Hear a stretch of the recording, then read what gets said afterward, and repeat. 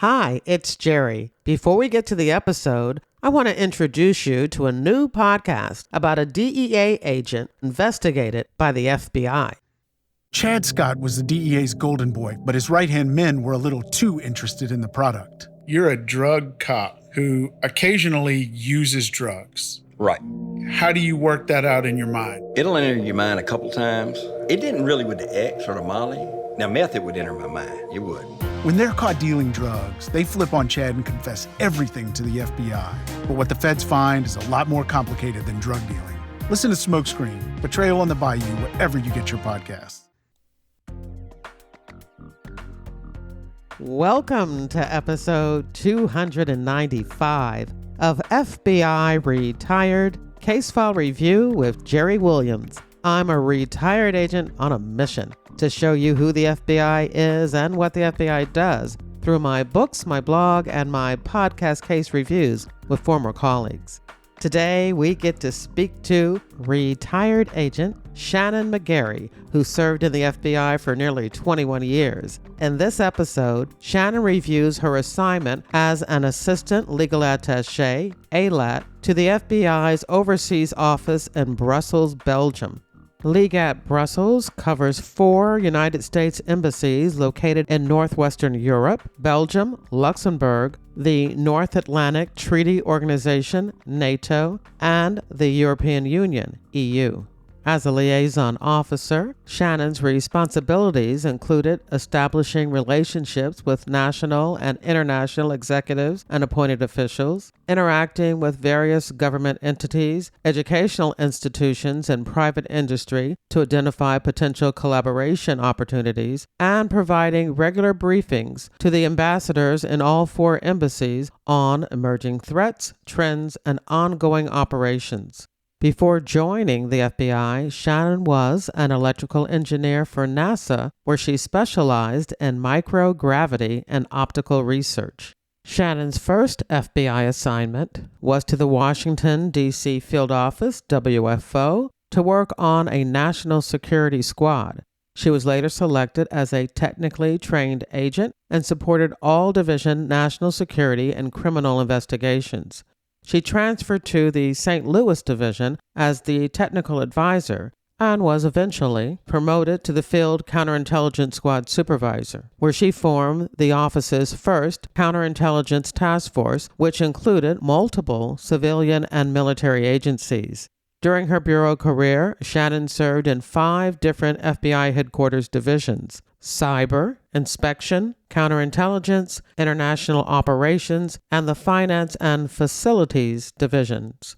After her overseas assignment as an ALAT in Brussels, she served as the Chief of Staff for the Redstone Executive Management Team in Huntsville, Alabama, and as a Special Advisor for FBI Headquarters Office of Security Operations, her last assignment before she retired. Currently, Shannon, who holds a top-secret NATO security clearance, is the president and founder of McGarry Strategies Incorporated, a boutique business intelligence consulting firm serving a limited client base with high-end technical experience dedicated to furthering the mission of international and national stability and security.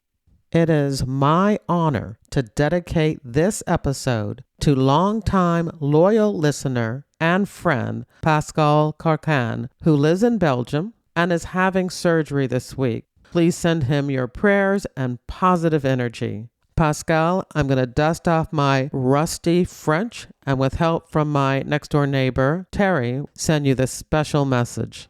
Pascal, un petit mot pour te souhaiter la bonne santé. Tes amis du FBI pensent tous à toi et on te dit merci pour tout ton support. Bien et toi amicalement. In your podcast app's description of this episode, there's a link to the show notes at jerrywilliams.com. You'll also find links to where you can buy me a cup of coffee, learn more about me and my books, and join my reader team, which is all about crime fiction and the FBI and books, TV, and movies. Thank you for your support. Now here's the show. I want to welcome my guest, retired agent Shannon McGarry. Hey, Shannon, how are you? Good morning, Jerry. I'm great. How are you? I'm good. We met, it was almost 2 years ago at the G-Men Honors Award dinner. And I remember talking to you. And then I think later on, I wanted to connect with you on LinkedIn. And when I saw some of the things that you had done in the FBI, I knew that one day I would get you on FBI Retired Case File Review to talk about your time overseas working for the FBI in Belgium and with NATO. Yes, it was about 2 years ago. It was my first time at the G-Man, and I got to see you get the wonderful award, so well deserved. Thank you so much for letting me be a part of this. I really appreciate and admire everything you're doing, and I've listened to several of the podcasts, so I feel honored to even be doing this or be a part of this. Well, people who've heard me talk know that I have two, and I wouldn't call them regrets, but two things that I would have liked to have done during my FBI career that I didn't get a chance to do. And that was to have taken a class through the FBI Academy. And the other one would be to be assigned overseas as an ALAD or a legal attaché in one of our many, many offices. So when I do get a chance to talk to people who have served overseas, then I definitely want them to come on because, first of all, most people who think they know about the FBI really have no good understanding of what we do overseas. This is going to help them learn more about our work and legal attaches, and it's also going to allow me to kind of relive my career through your eyes. I understand that when you took on that assignment, you had already been in the FBI for 15 or 16 years. Yes, I had, and I didn't want to apply or go too early. I actually didn't even have the knowledge or the desire as a young agent. And like you, I think there's so many things I would have liked to do in the FBI. And I kid that the FBI is a great career if you're ADD, attention deficit disorder, because there's so many violations that build. I'd already been a tech advisor. I'd already served in large and small offices. My second supervisory tour at headquarters in the counterintelligence division, there was actually a TDY, a temporary duty assignment, that was offered to go to Brussels, Belgium. And I applied and didn't get selected, actually. I researched it and I thought, wow, there's a lot in Brussels, Belgium. I had no idea. That came in second, I think, for the assignment, and I wasn't chosen. And it was a year-long assignment.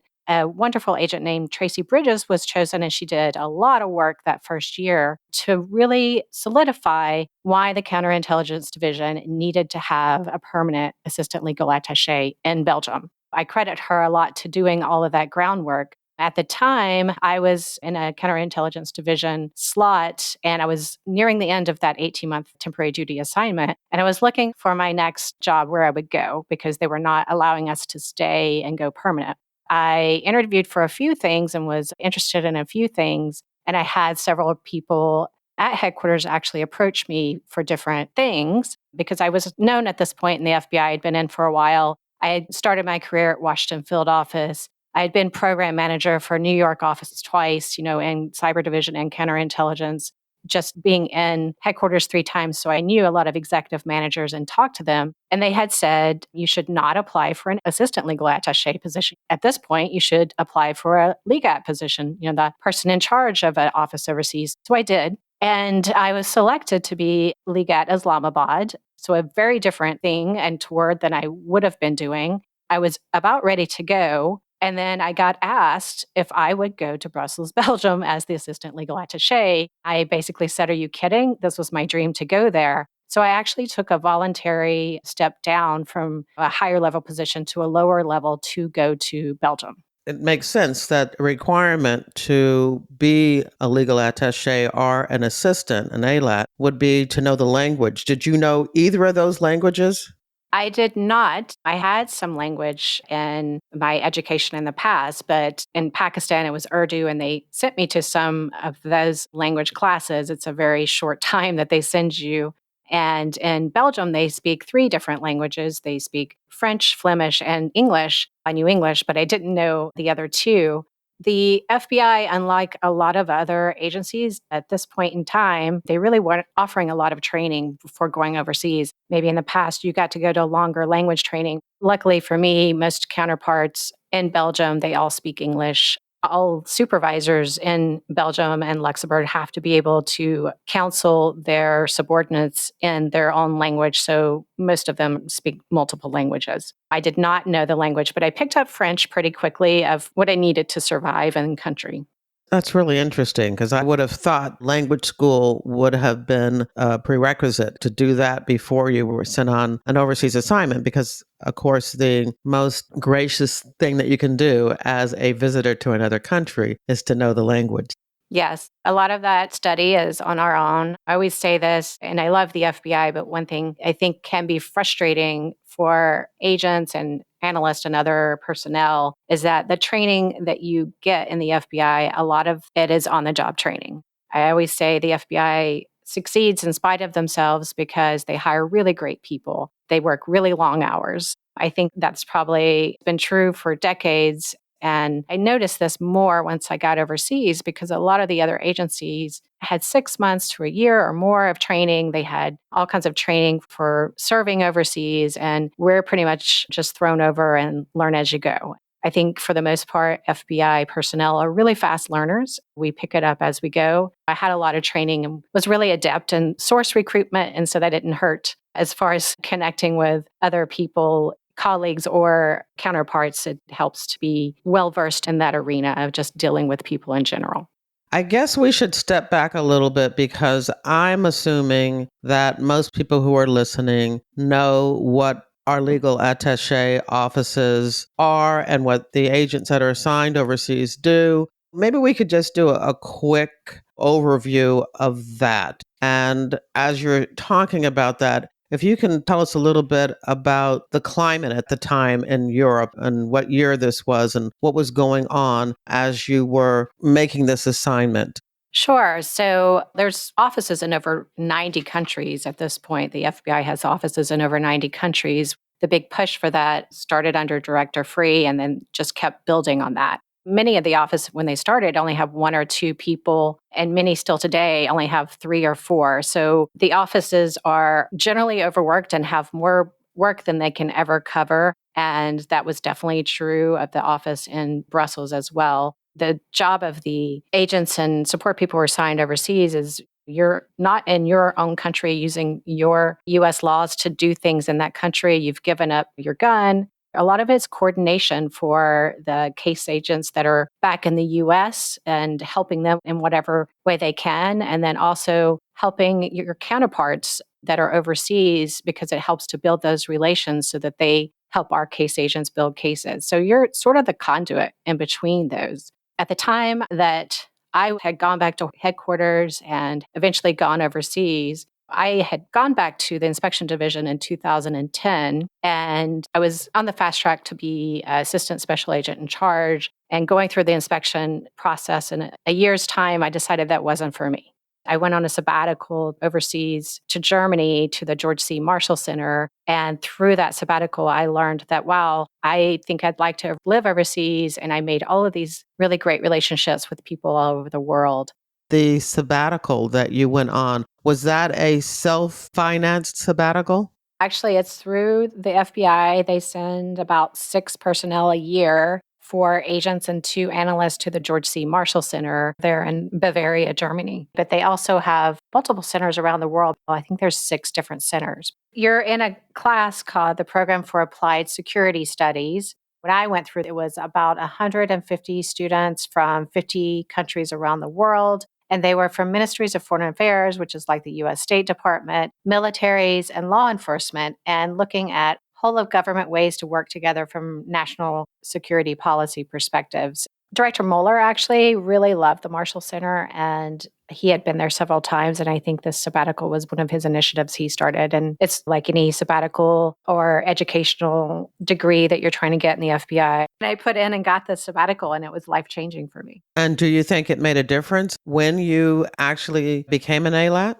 Oh, it absolutely made a difference, not only from the perspective of having been overseas and getting to know cultures from all over the world. There were alumni that I had actually gone through with stationed at NATO. And so when we met and figured out we'd both gone through the program, whether it was the same time or not, it was an instant connection and it really made liaison much easier. If you've ever traveled to a country or if you know people from that country, It really gives you the perspective. Your interest level changes and you understand it a little bit more.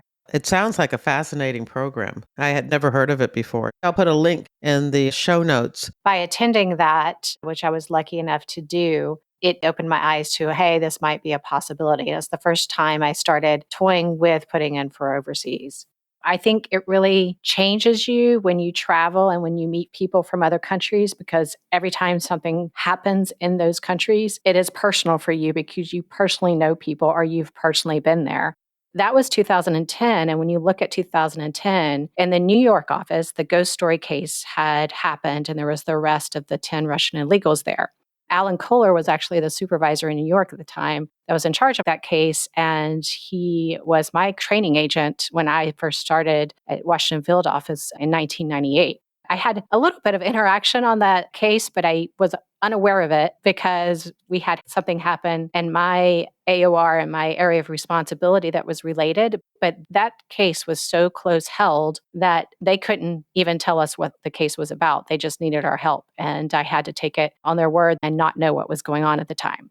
I bring that up because that case was really instrumental in a lot of things that was happening overseas, and the counterintelligence division didn't have a lot of agents that were overseas, and they started doing things different. They started looking at putting counterintelligence agents overseas in the legat offices, and they also started looking at how they could use criminal violations in that country. It just wasn't enough. So that's when they had asked for the extra help of the TDY personnel, which was only a year. Just to give you sort of like a background of what happens in that arena. That office not only covers Belgium, it also covers Luxembourg, the EU, the European Union, and NATO, the North Atlantic Treaty Organization. There are US embassies in all of those places, and 3 of those ambassadors for those embassies actually sit in Brussels, Belgium, all within 10 to 15 minutes of each other. At the time, NATO was an alliance of 28 countries. Now they're at 31, and the EU was at 27. So if you think of how big the territories are and how much you have to understand and know about each one of these countries, and then you're also working with Belgium and Luxembourg as countries as well. And especially Belgium, because the EU Commission and other entities and the NATO headquarters sit in Belgium. So you also have to work with them for anything you're doing because you have to work within their constraints and their legal system as well. And from doing other case reviews with agents who have had assignments overseas, I understand that the State Department and the ambassador is really in charge of the United States actions and activities in that country. And so instead of just having one person that you have to coordinate things with, there's 3 ambassadors.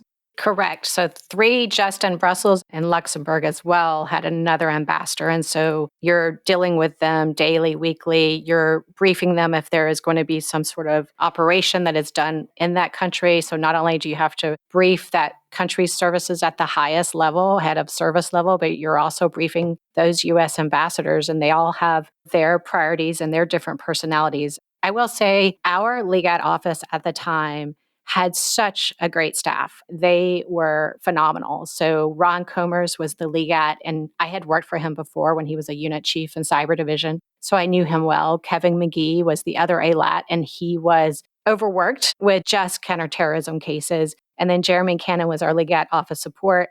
They all 3 were just stellar and wonderful to work with and welcomed me and got me up to speed very fast. Ron had told me when I first got there, he goes, I want you to make NATO your number 1 priority. We can never get to everything we want to get to, but there's a lot going on that you need to be aware of there.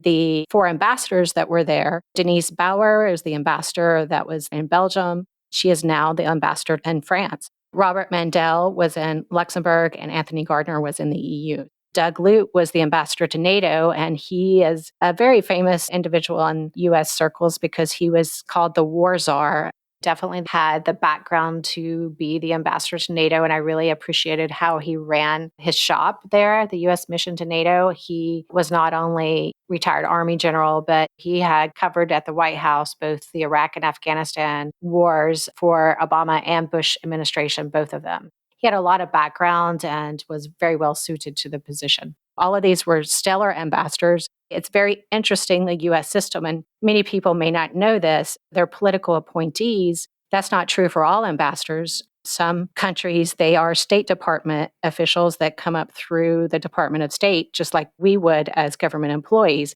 But the US does it different than a lot of other countries. Of course, not all US ambassadors are political appointees. Some are US State Department employees, but many in Europe are appointed. And the ones I was working with were all political appointees, but were really wonderful to work for. And we certainly had our hands full with a lot of different things. You were talking about being kind of a liaison, and I would take it that a lot of your interactions are with other foreign police and security agencies. What was it that you were helping them or they were helping you do? Yes, unlike the FBI, in most countries, their domestic intelligence service and their federal police in those countries are two different entities. You're working with them on their cases, or if there's a nexus to the US, they're working with you on those. You're also doing some training things. You're supporting any of the case agents back in the US, any of the cases that might cross and vice versa. They have people just like we do in their countries. They have people back most of the times in Washington, D.C. and the U.S. doing the same thing.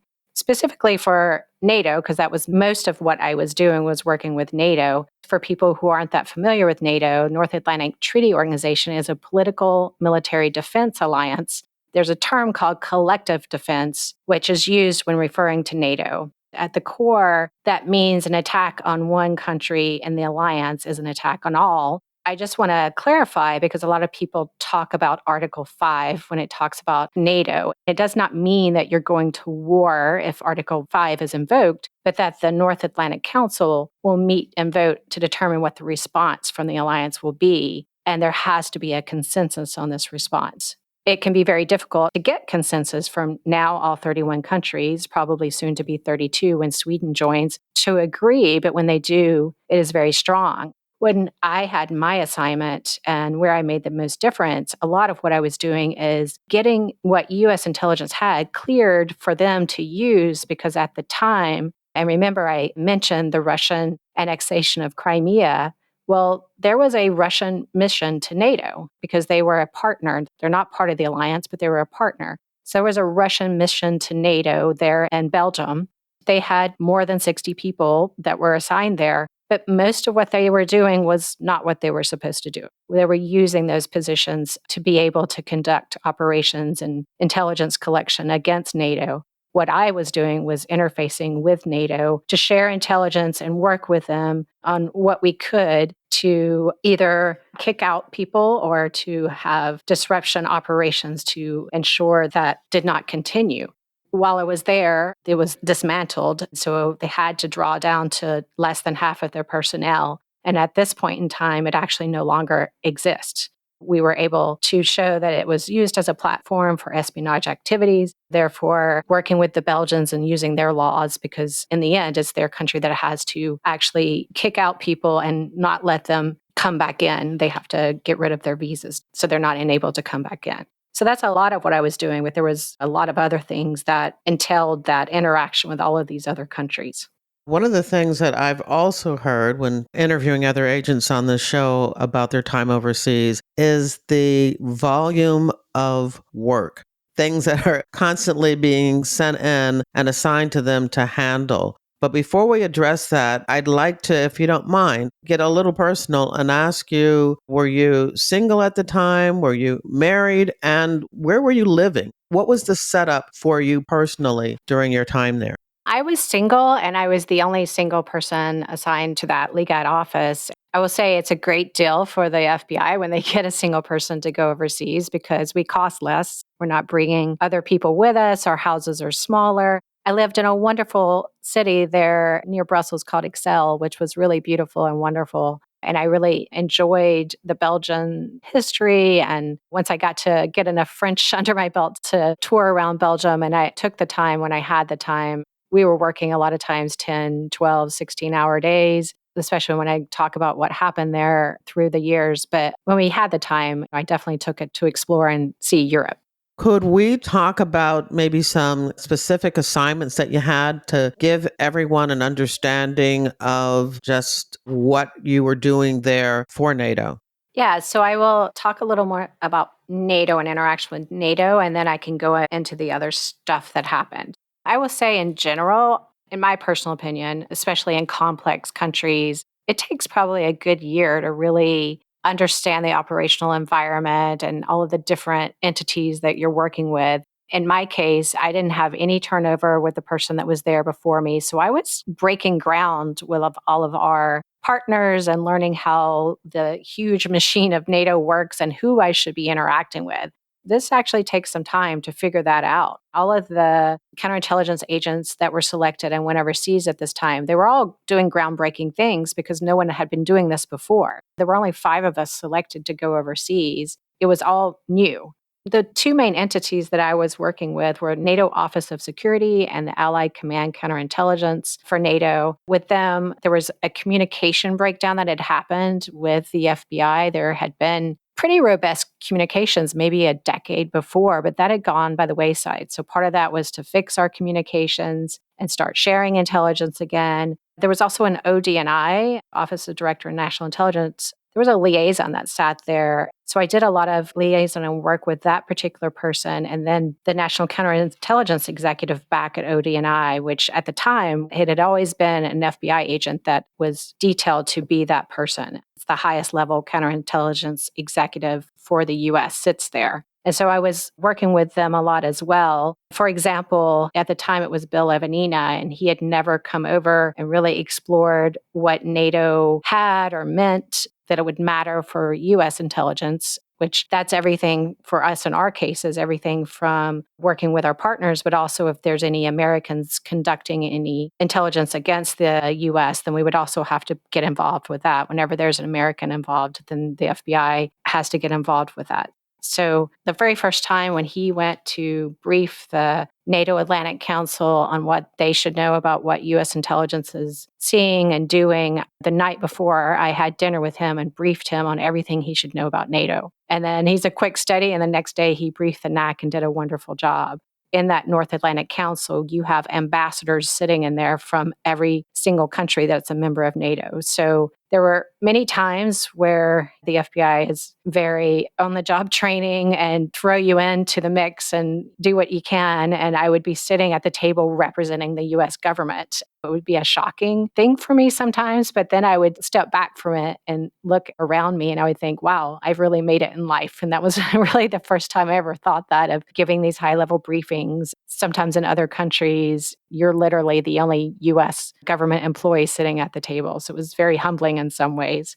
There's also working with the NATO Office of Security. I wrote up a special so that the FBI could embed an intelligence analyst with the NATO Office of Security to do a historical project and looking through that data and marrying it up with US data to see if there's anything else that could be gleaned from those files. If you look back in time from history, there was a British group called the Cambridge Five. That happened back in the Cold War times. But if you look at the Cold War times and when that started and when NATO started, all of these things weave through time are all connected. And so having this historical project with NATO Office of Security going forward to the present day was a really important project. It started out as a 3-month special that I proposed, and I think he ended up staying 9 months. It sounds like when you got this assignment, although it was busy and hectic, the fact that the people who were there before you remained and kind of helped show you the way. Would you say that you had an easy transition, or did things go differently than what I'm thinking? I think in the beginning, because there was such a solid team there, and I was sort of let loose to go and figure things out and try to make a difference, especially with NATO and our liaison with all of those countries. This did not negate the fact that I was also working with Belgium and Luxembourg and sometimes the EU. That was sort of my 4th priority in what I was doing, operations and leads that were supporting cases that were going on in the US. So that was also happening at the same time. Definitely drinking from the fire hose and learning everything you can at the time. By the time the next year, let me see, I arrived in July of 2014. And then after a year, of being there on the ground and doing this, our legat, who was our team leader, who we all loved and who all of our partners really loved overseas. I mean, he had really made great strides. He had started in Belgium as the ALAT and then became the legat. So he had done 5 years. Having that length of time, and also just because he's a stellar person, we had such solid relationships. And I credit him with so much of that. 5 years is so important. I know a lot of times they want to rotate people out because whether it's don't want them too long in country or because they need to give somebody else a chance. But having that 5 years in a country like Belgium was really critical to have, especially when you had the right person there. So it was his time to leave. He had been there 5 years and we were all sad for him to go. At the time, Kevin McGee, my counterpart, who was overwhelmed with the counterterrorism things that were happening because Belgium had the highest per capita foreign fighters in Western Europe. So he was overwhelmed with everything that was going on. And then I was building my program. And I was also handling all the constant TD wires, the temporary assignment people that were coming in from the other divisions, was constantly handling that. We were overwhelmed, and now our leader was leaving. We did not have another legat coming in for at least 6 months. We basically said, okay, who's going to take this acting legat assignment? He had been in country longer, and I had already been a supervisor and been in the bureau longer, but I was new to the country. He was overwhelmed with counterterrorism work, and it was like, okay, I finally said, I'll do it.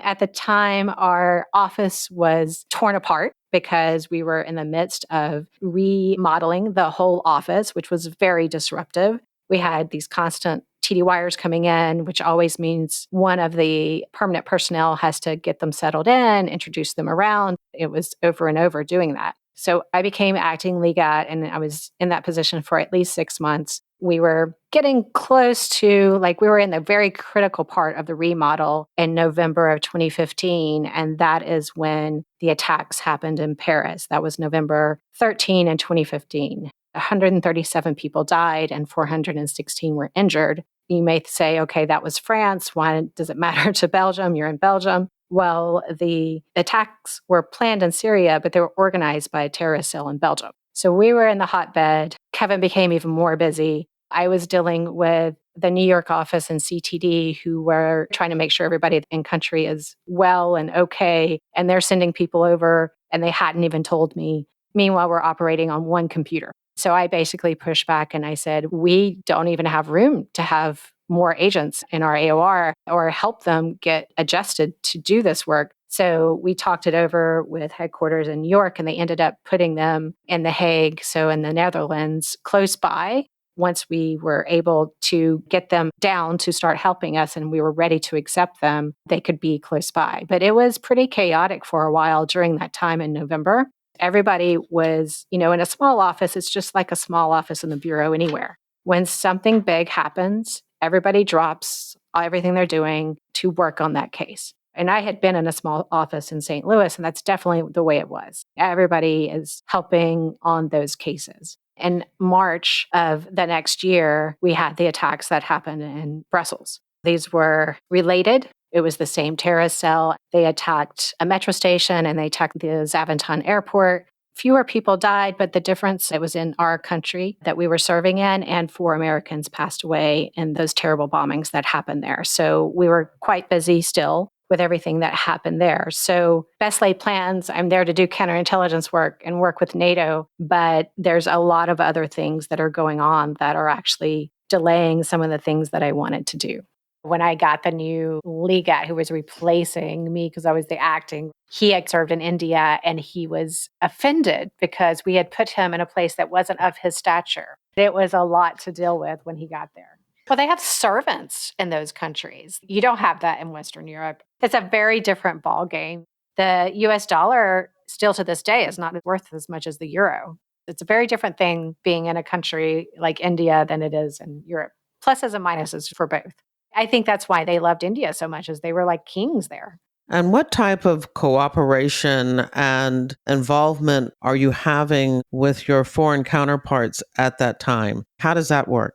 We actually were able to embed one of our personnel with the Belgian Federal Police to assist them because there's a lot of intelligence that the US gets from our industry partners that we can help with these investigations. They have to go through certain ways to request it. And I always say overseas, you live and die by the speed of your responses. And so to make this even faster, there is a JIT that was done, joint investigative team drawn up and done to work with the Belgians after these attacks so that they could share intelligence and work together more readily. Just to show you how close they were to disrupting the cell before it happened, you have to look at this was Western Europe's 9/11 when this happened. So the law enforcement in Belgium on March 15th, they had done a raid and killed one of the attackers. And on March 18th, two were arrested. And on March 22nd is when they did these attacks. 32 were killed, including 3 suicide bombers in those attacks. To let you know the location, Zaventem Airport, which many people come in and out of, many Americans and diplomats, because Belgium's one of the highest amounts of diplomats in the world are located there. The Malbeek Metro is located between the European Commission and the U.S. Embassy to Belgium. It's between the two, and there's only about a mile between those two. It's basically out our back door is when the Metro bombing happened. I just read recently because I left in 2018, so I haven't kept up with most of these things, especially since counterterrorism wasn't my specific case. But in June 2022, 20 persons were convicted in Paris relating to these. What would be the type of leads that would come in for personnel to do?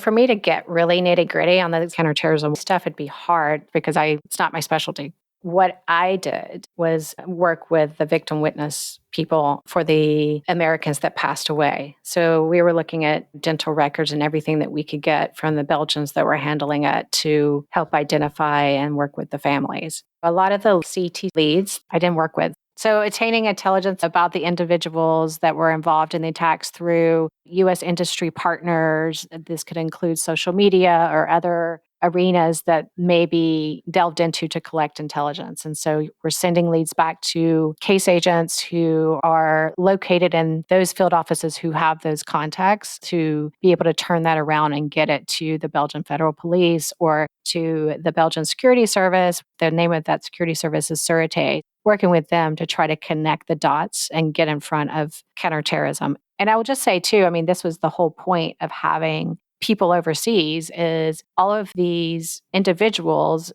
the whole point of fighting terrorism overseas is that you fight it before it comes to the US and working through your partners.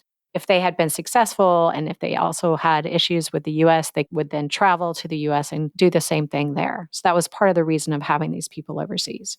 And I guess this is where, when something big like this happens and everybody needs something immediately, this is where having those relationships and those connections really help. A lot of that is the relationships in the US that agents have with academia and industry and other partners, whether it's security service or security personnel in industries or other government agencies. So those are the US entities that are actually supporting us overseas to be able to turn that information over and help the partnerships that we've built in Europe that can help on the other side of things. Similarly, if there's information that they see that connects the dots for US case agents, then we do the same thing with them.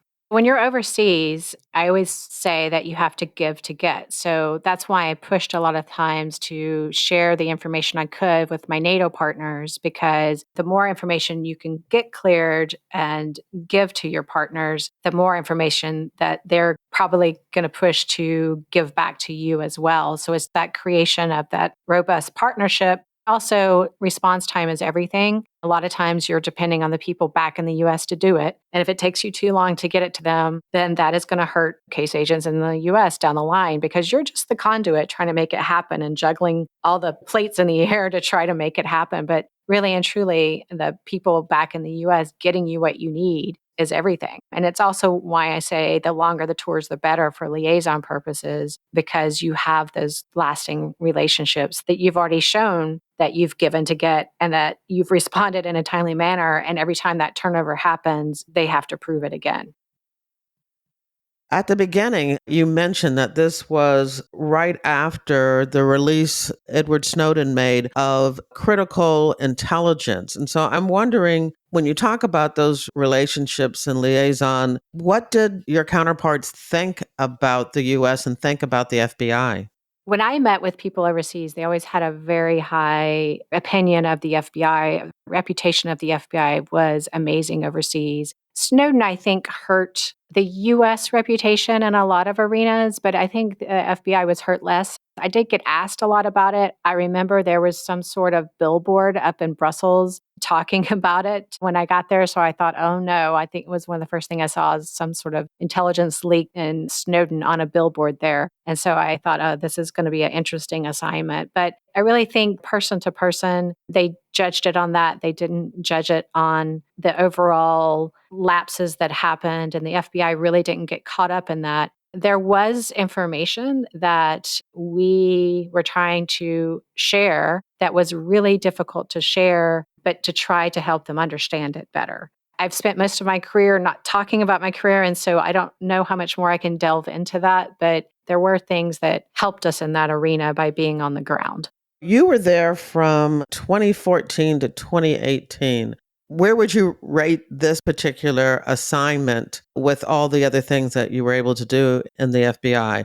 I really loved my time overseas. I really loved working with my foreign counterparts. The NATO mission and learning about NATO affected me and my life so much that I still follow NATO and what's going on. And before, I felt like when I was over there, a lot of people couldn't even spell NATO. And right now, with everything that's going on in Ukraine, everybody's reading about it in the paper every day. Part of the business I have now even covers that. It was exhausting. I loved it, but it was exhausting. I had an opportunity to leave because I was recruited to come back to my home state for the last part of my career. And so I took it. I wasn't necessarily ready to go right at that moment, but I thought, well, you have to take your opportunities when you get them. So I took it and left at the time. I don't regret my overseas time. I'll do it again in a minute. Loved every minute of it. Listening to you, it sounds like it was just all work, work, work. And one of the things that I think about when I dream about working overseas as an FBI agent is just some of the opportunities to get to know the people and to get to know the country. Please tell us that you had some fun times that you also were able to enjoy just being able to live in a foreign country. Oh, I certainly did get to see the countries that I was working with, Belgium and Luxembourg, a lot, and get to know the people and the countries very well, and also other countries in Europe just from work. I did get to take some vacations. I remember I had a girlfriend come out and join me from Washington, D.C. We covered 7 countries in 9 days. In Europe, you can do that pretty easily, and we did. It was a very fast-paced vacation. One of the reasons why I decided to go overseas when I did is because my dog died. And I know that sounds like a horrible country song, like I got divorced, my dog died, so I went overseas. That had happened. I was in Washington, D.C., and he passed away. He was 12. So I got over to Brussels, and it had been a while. I had been without a dog for almost a year at that time. So I started looking around in the shelters in Belgium, and they have wonderful shelters there. The second one I went to, I found a golden retriever, and through my broken French and their broken English, we figured it out and adopted him and brought him home. Since I was the only single person there without my family, he was a lot of company for me. I had the dog for almost 2 years. He was a lovely dog, just a little slow, but it turns out that he spoke French. So once I started using French commands with him, it turns out he was super smart. My golden retriever passed away this year, and he was also 12. I now have a new puppy who's 12 weeks and is a lot of work. And are you teaching him French and English? Sometimes I do use the French words, yes, and sometimes German. I love that. Most of my things that I did in my career, I would put at the top. I was a tech agent for 5 years, and I love that. And it's a thing that I don't know if you've covered in your show. It's not something that many people talk about, that the Bureau talks about a lot, but there's only about 300 technically trained agents. I did that for 5 years, and I really loved it. And the other thing I really loved was being a counterintelligence squad supervisor in St. Louis, and I really loved my time doing that. A lot of my career, because I'm very much a servant leadership person, I feel like a lot of these things, from being a tech agent to being a supervisor to working at headquarters and then being overseas, all of those positions support case agents doing their cases. I think it's important for leadership to not forget that, how important the case agents are.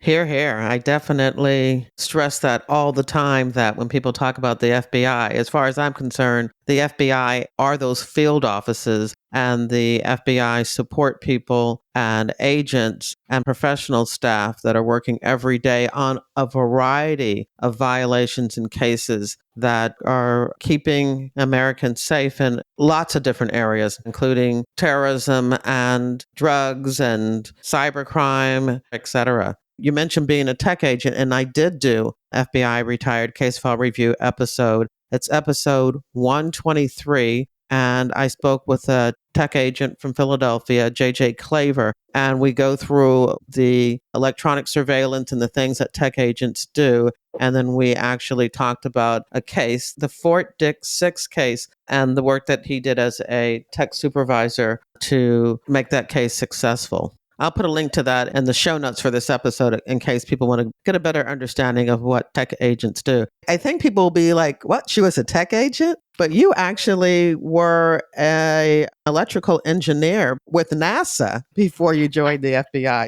Why don't we go to my standard question of when and why you joined the FBI?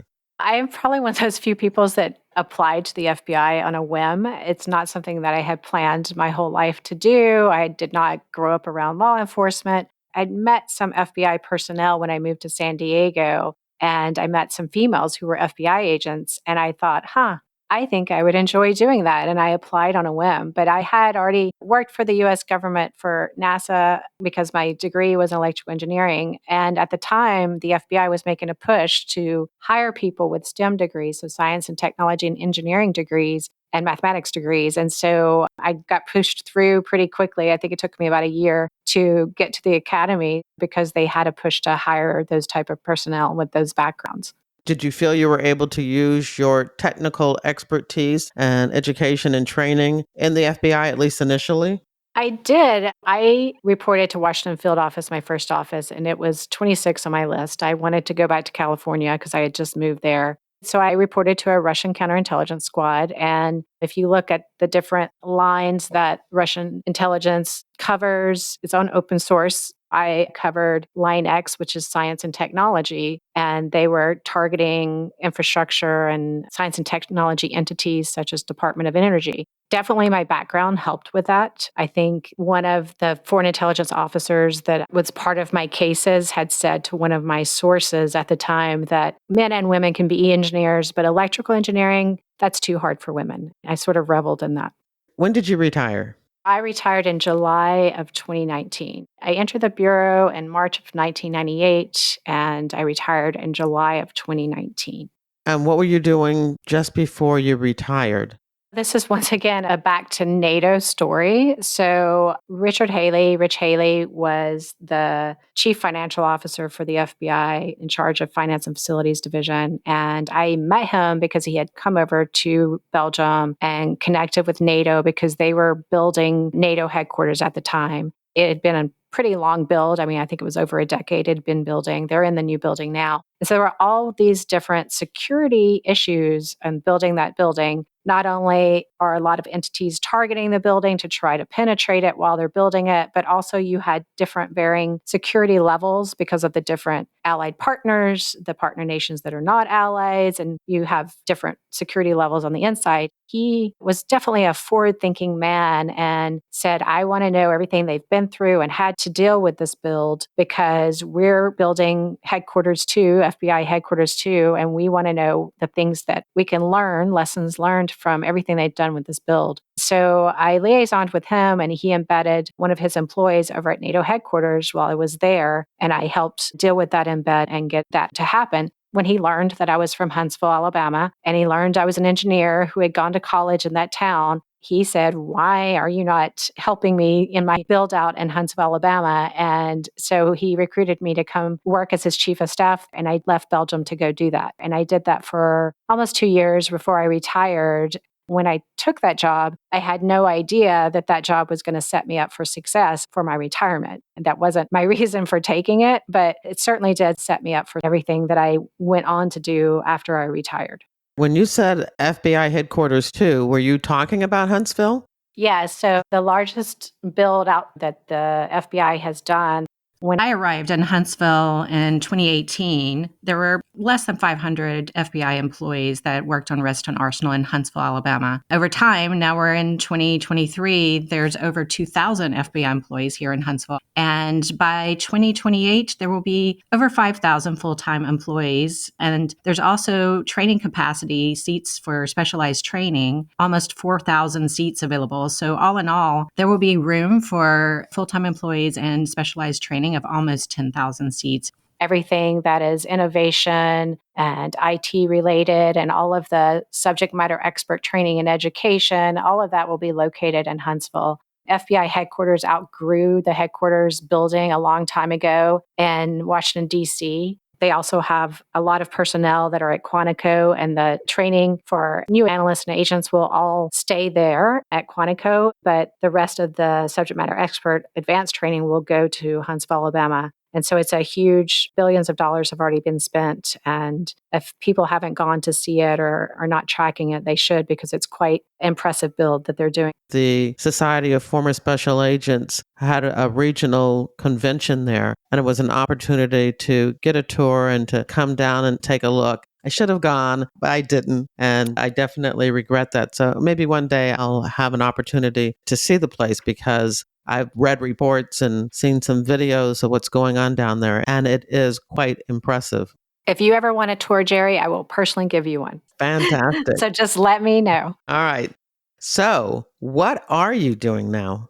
When I retired, I was looking at, as all people who are retiring from the FBI do, I think, we all sort of look around. We've had our career, an amazing career, and I'm sure everybody enjoys their FBI career, but it's kind of like, what's next? And most retired agents either do security, or they do some sort of industry related thing, or they go to academia and teach, or they do what you're doing, which is really awesome. So I decided to go to industry and do business development, which turns out is a lot like source development. I was hired by a company in Huntsville that is a Department of Defense contractor there. Huntsville has a lot of Department of Defense contractors. It's the second largest research park in the nation is located there, and they support a lot of defense entities. I was hired to be the vice president of their business development entity in a company called Sigmatech.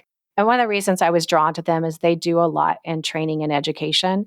They support the National Security Space Institute. They do a lot of other things that are related to training and education. So I was very drawn to them for that. And so I spent almost 2 years working there before I went on my own, and I became a consultant. I have my own company now, which does a lot of things related to training and education, and also business intelligence for those seeking government contracts to work with different entities, but mainly the FBI or NATO.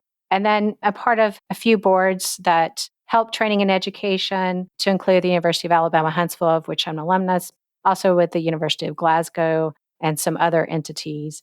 Part of what I do is mentor young people, especially women who are looking to go into national security realms, to what availability, like what types of things could they do.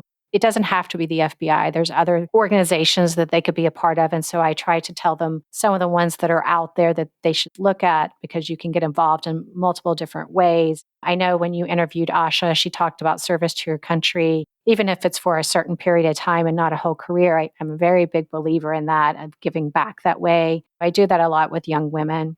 The other thing that I do is try to help, because the FBI doesn't do a good job with a couple of things. They do a great job with certain things, and certain things I think they could do better at. People transitioning from the military, there are all kinds of programs. People transitioning from the FBI, there's not. And so people who are trying to retire from the FBI and are looking around to see what do they want to do. There were a lot of retired agents who actually helped me understand what was out there, helped me learn how to negotiate when I'm looking at those jobs and figure out what I wanted to do. And so part of that is just helping people write their resumes, or helping them connect to determine what kind of job they want to do and the network that they may need to do to get that job. I do that. I don't charge for that. I just do it to try to help give back to my fellow agents. And the Bureau doesn't do a great job with that. I say that, just like I also said, the Bureau doesn't do a great job at training before you get to do things. A lot of it is on the job training. However, I will give them a pass in certain ways. And I think that it's important that people realize this and understand this, that the size of the FBI and the budget of the FBI is so much smaller than other organizations. When I say that, for example, the size of the FBI's budget is 10 or 11 billion, but the DoD budget is over 850 billion. So the Department of Defense has a great program called SkillBridge for people transitioning. They have $850 billion to build things and give their personnel things. And the FBI just doesn't have that, nor does it have the personnel. When I look at what the FBI does in the United States, and I looked at some of my European counterparts, some of those countries that were the size of, a state in the United States, they would have 10,000 agents who were doing domestic intelligence service. And if you look at the amount, less than 15,000 FBI agents across the whole of the United States in comparison doing not only national security, but law enforcement, I think you have to realize that there's not the budget or the personnel to really handle all of the different over 300 violations that they handle. So once again, I think they do a great job of what they have, but I would like to see the US public know these kind of stats and know that increasing their budget or increasing their personnel would help them in many ways. And decreasing the budget and decreasing personnel would only put this country at risk. Yeah, I totally agree with that. Well, we're at the point of the interview where I like to give my guest the last word. What would you like to say? I listened to some of the last words of the other people on your show, and some of them were really inspiring. My last word is there is life after the Bureau. Bureau people work really hard and really long hours. You're probably not going to have another career after that, and certainly one that's not like it. I would say to take some time for yourself and enjoy it. I retired on a Friday and I started my new job the next Monday. That's pretty much been the way I've done my whole life, is not taking time for myself. And I really think after your career, it does take time to adjust. After being in the FBI, it probably takes most people I've talked to at least a year before you get used to the idea of not being in the FBI anymore. I think it took me that long to get used to sleeping without a phone next to my head, for example, because I had done that all of my career. So I just say take some time for yourself. Look for what you really want to do and follow your passions, because after the FBI, I think most people would agree the things afterwards need to be your passion. I try to do that personally just through talking with people who are looking to retire, who have just retired. If retired agents had not done that for me, it would have been much harder for me figuring out what I wanted to do, because there's multiple ways you can go and what you want to do next. But most of us are not ready to hang it up. We want to do something else. I would just say to current agents, keep up the good fight. We're very proud of you. I'm fully supportive, and I would say to be kind to each other. I mean, throughout my career, there were times that was hard, especially working counterintelligence, because you can't really talk about it. Other agents aren't privy to what you're doing. And sometimes, especially the counterterrorism and criminal agents would give me a hard time. I remember specifically when I was at Washington Field Office and I was leaving late one night and some criminal agent quipped of like, oh, staying after 5 or something. They had no idea that I was part of the personnel working on the Robert Hansen case, and I couldn't say that. I think it's just, be kind to each other. And in a lot of ways, everybody expects so much of each other that we really wear each other down. And I would say to just be really supportive, especially because of all of the hard things that you're going to go through throughout your career. And that's the end of the interview. In your podcast app's description of this episode, there's a direct link to the show notes where you'll find a photo of Shannon McGarry, along with links and photos related to the FBI in Brussels, the FBI's Legat program, NATO, and the Redstone Arsenal in Huntsville, Alabama. If you enjoyed this episode, in the show notes, there's also a link to more FBI retired case file review episodes about being assigned to FBI legats overseas. I hope you enjoyed the interview and that you'll share it with your friends, family, and associates. You can show me just how much you liked it by buying me a coffee. There's a link in your podcast app's description of this episode, or you can visit jerrywilliams.com and tap on the little coffee cup icon in the bottom right-hand corner of my website. Don't forget to follow FBI Retired Case File Review on your favorite podcast app. Now, this podcast is all about true crime, but if you're also interested in crime fiction, once a month via my reader team email, I keep you up to date on the FBI and books, TV, and movies. When you join my reader team, you get access to my FBI reading resource, a colorful list of more than 70 books about the FBI written by FBI agents who have been guests on this podcast. There's nonfiction, crime fiction, true crime, and memoirs. You'll also get my FBI reality checklist where I debunk 20 cliches about the FBI and receive news about what I'm up to and about my FBI nonfiction and crime fiction books. I want to thank you for listening to the very end. I hope you come back for another episode of FBI Retired Case File Review with Jerry Williams. Thank you.